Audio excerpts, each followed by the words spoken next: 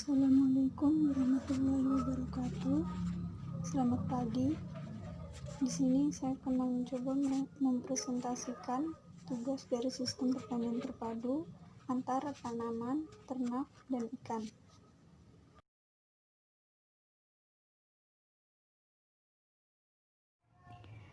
Selanjutnya yaitu pengertian dari sistem pertanian terpadu. Sistem pertanian terpadu adalah suatu sistem yang menggunakan ulang dan mendaur ulang, menggunakan tanaman dan hewan sebagai mitra, menciptakan suatu ekosistem yang tailor-made atau meniru cara alam bekerja. Suatu praktek budidaya aneka tanaman atau aneka kultur yang beragam di mana mikro output dari satu budidaya menjadi input kultur lainnya, sehingga meningkatkan kesuburan tanah dengan tindakan alami menyeimbangkan semua unsur hara organik yang pada akhirnya membuka jalan untuk pertanian organik, ramah lingkungan, dan juga berkelanjutan.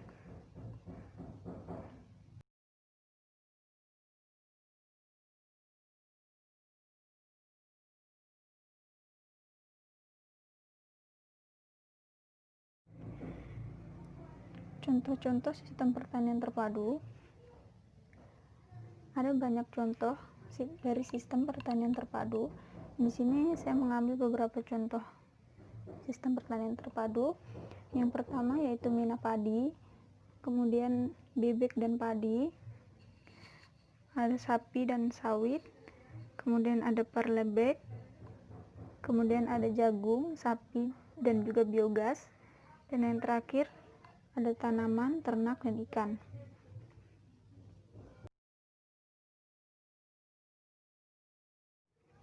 Di sini yang saya akan menjelaskan contohnya tanaman, ternak, dan ikan.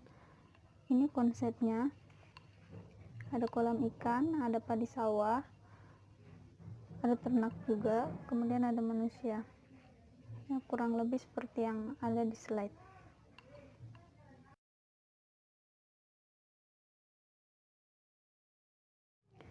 Saya akan menjelaskan satu-satu mengenai tanaman, ternak, dan juga ikan. Di sini yang pertama saya menggunakan tanaman azula. Kita kenali dulu tanaman azula itu. Di sini menurut Sebayang 1996, Azula sp merupakan tanaman paku-pakuan termasuk dalam famili Salvinaceae, tetapi juga ada yang menanamkan sebagai famili Azulaceae. Secara alami, habitat azula terdapat di kolam-kolam, tempat tergenang, danau, sungai, saluran airan maupun di tanaman padi.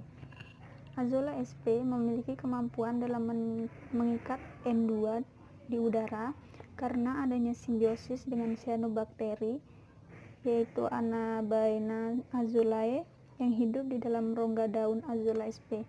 Simbiosis tersebut menyebabkan Azula sp mempunyai kualitas nutrisi yang baik. Tanaman azula ini memiliki berbagai kelebihan, di antaranya dapat menyerap limbah cair dan sebagai bahan uji ekotoksikologi. Ini menurut Nugraha Praja 2008. Selain itu, ada Ikawati 2007 juga menambahkan bahwa Azula sp memiliki kemampuan menimbun 25 kg sampai 30 kg N per hektar dalam 30 hari. Pemanfaatan Azula sp di negeri Sri Lanka mulai dikembangkan karena dapat meningkatkan efisiensi pemanfaatan pupuk hingga 56% dan meningkatkan hasil tanaman sampai 35%.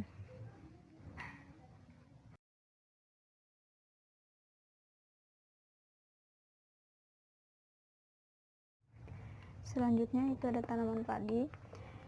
Di sini teknik menanam padi yang digunakan disarankan untuk menggunakan jejar legowo. Karena apa? Karena cara tanam padi seperti ini telah dilaporkan dapat memberikan keuntungan yang sinergis terhadap pemeliharaan ikan dan juga bebek. Kemudian menurut Bobby Hui 2011, penanaman jejar legowo dapat meningkatkan produktivitas padi 12-22% dan jumlah rumpun padi meningkat sampai 33% per hektar.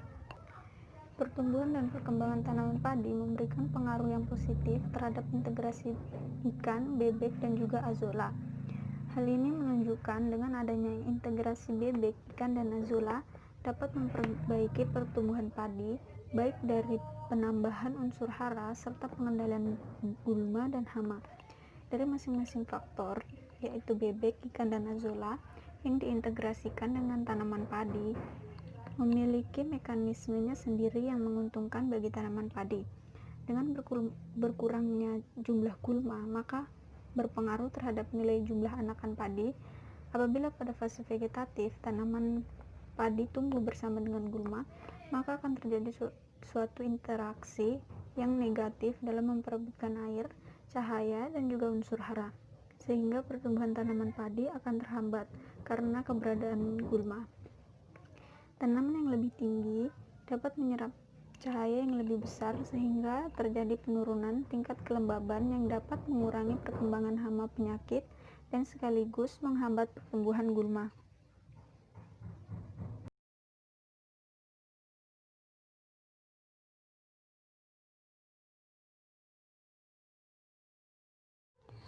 Selanjutnya yaitu membuat kolam untuk ikan seperti yang ada di gambar. Yang pertama, kita membuat parit sebagai tempat ikan itu berlindung. Yang kedua, kemudian kita memilih jenis ikan yang cocok.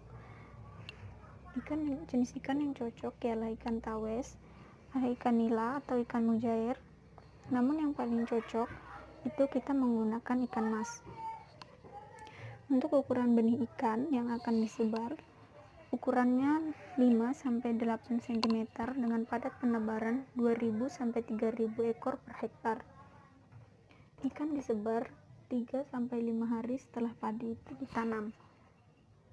Untuk lama pemeliharaannya dibatasi sampai 45-60 hari setelah padi ditanam, karena pada saat itu daun padi sudah menutupi tanah sehingga sinar matahari sudah tidak efektif lagi untuk merangsang pertumbuhan plankton yang sebagai pakan alami untuk ikan. Kemudian untuk pakan tambahan ikan itu sendiri, kita dapat memberikan dedak halus, sisa makanan, maupun kotoran dari ternak. Jika umur pemeliharaan ikan akan kita tambah, maka tingkat kehilangan oleh predator seperti ular atau burung biasanya akan meningkat. Cara untuk memanen ikan itu dengan mengeluarkan air secara perlahan agar ikan berkumpul di parit. Kemudian lakukan pemanenan pada pagi atau sore hari pada saat temperatur udaranya rendah.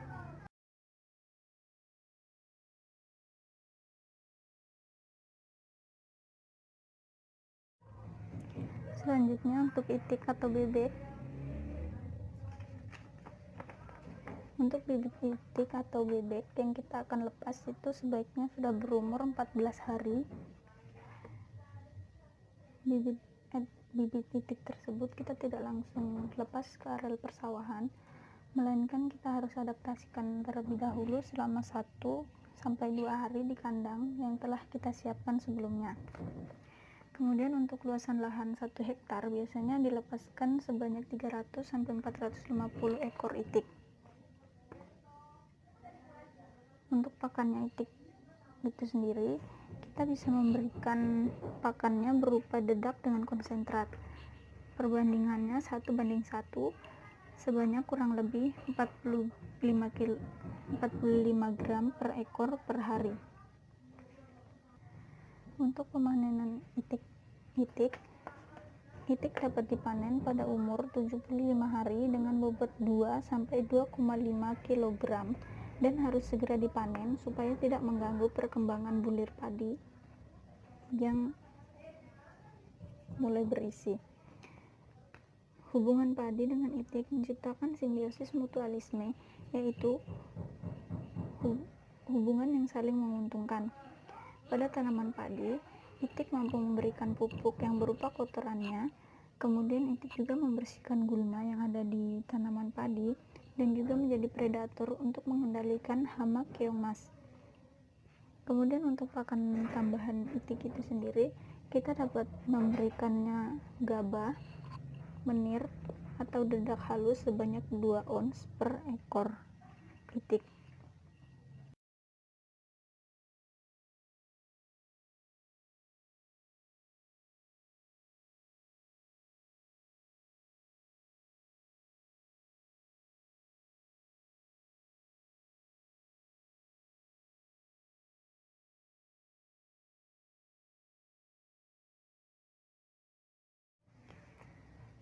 Di sini ada model dari sistem pertanian terpadu antara tanaman, ikan, dan itik. Untuk peternakannya, ini kita menggunakan itik atau bebek yang akan menjadi hasil dari peternakan.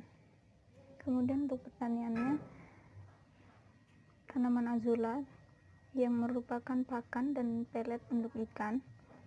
Kemudian tanaman azula juga sebagai pupuk organik untuk tanaman padi. Yang tanaman padi kemudian menjadi hasil pertanian. Kemudian ada perikanan menggunakan ikan mas. Selanjutnya ikan mas itu akan menjadi hasil dari perikanan, yang semua ini akan kembali kepada petani.